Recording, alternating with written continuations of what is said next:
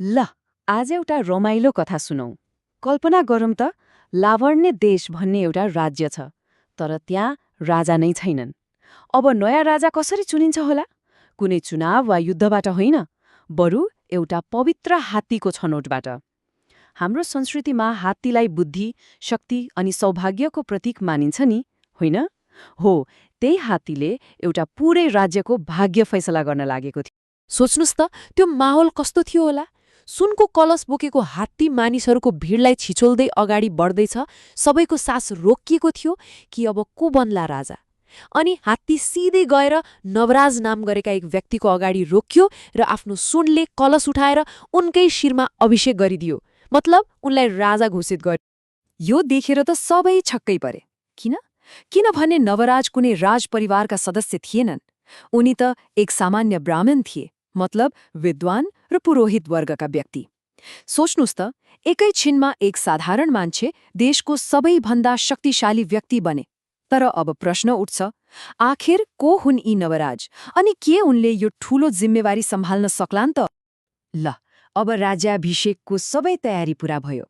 तर ठ्याक्कै त्यही बेला नवराजले फेरि सबैलाई अर्को झट्का दिए। उनले के भने जबसम्म मेरी हराएकी आमा गोमालाई खोजेर ल्याइँदैन, म यो राजगद्दीमा बस्दिन। राजा बन्नु अघि नै उनले लिएको यो पहिलो निर्णयले नै उनको स्वभाव कस्तो छ भन्ने देखाइदियो, होइन त?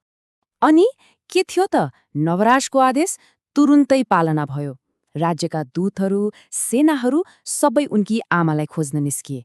खोज्दै जाँदा उनीहरू चन्द्रज्योति भन्ने सहरमा पुगे र त्यहाँ गोमालाई भेटे। अनि उनलाई पूरै राजकीय सम्मानका साथ पाल्कीमा राखेर राजधानी फिर्ता ल्याइयो। एक राजाको रूपमा उनले गरेको यो पहिलो कामले उनी आफ्नी आमालाई कति सम्मान गर्छन् भन्ने कुरा छर्लङ्गै देखायो। अनि जब आमा आइपुगिन्, उनकै आशीर्वाद लिएर मात्र नवराजले त्यो सुनको सिंहासन स्वीकारे। त्यसपछि उनको विधिवत राज्याभिषेक भयो अनि रानी चन्द्रावतीसँग विवाह पनि भयो। ल, यहाँसम्म आइपुग्दा कथाको एउटा भाग सकियो, जहाँ कर्तव्य र भक्तिले नै भाग्य बनायो। अब कथाले अलिकति मोड लिन्छ। अबको कथाको केन्द्रमा छिन् नै रानी चन्द्रावती। विवाहपछि उनी आफ्नो माइती घर जानलाई एउटा लामो यात्रामा निस्किन्। तर यही यात्राले कथामा एउटा एकदमै रहस्यमय मोड ल्याउँछ। उनीहरू यात्रा गर्दै थिए घना जङ्गलको बाटो। अनि त्यही जङ्गलको बीचमा रानीको टोलीले एउटा अचम्मको अलौकिक दृश्य देख्यो। केही अप्सराहरू, स्वर्गका सुन्दरीहरू भनिन्छ नि, हो, उनीहरू एकदमै ध्यान दिएर कुनै पूजाआजा गरिरहेका थिए। अब जङ्गलको बीचमा यस्तो दैवी भेट, सबैजना छक्क पर्नु त स्वाभाविक नै भयो। अब रानीसँग भएका मानिसहरूलाई पनि कौतूहलता भयो। उनीहरूले सोधिहाले। उनीहरूको यही प्रश्नले नै यो कथाको सबैभन्दा ठूलो रहस्य खोल्छ। आखिर त्यो जङ्गलमा भइरहेको के थियो? अनि अप्सराहरूले जवाफ दिए, उनीहरू श्री स्वस्थानी परमेश्वरीको व्रत बसिरहेका थिए।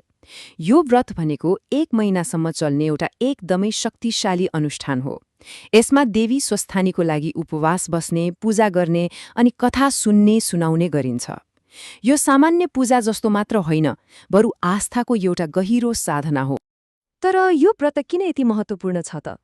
अप्सराहरूले यसको शक्ति र महत्त्वको बारेमा जे बताए, त्यसले रानी चन्द्रावतीलाई मात्र होइन, यो पुरै कथालाई नै एउटा बेग्लै अर्थ दियो।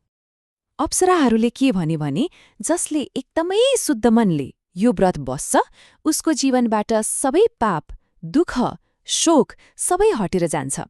गरिबी, पीडा सबै नाश हुन्छ अनि मृत्युपछि त सिधै कैलाशमा बास हुन्छ। मतलब यो एउटा पूजा मात्रै रहेनछ, यो त जीवन नै बदल्ने माध्यम रहेछ। यो कथाको मुख्य सन्देश नै यही हो कि विश्वास र भक्तिमा कति ठूलो शक्ति हुन्छ।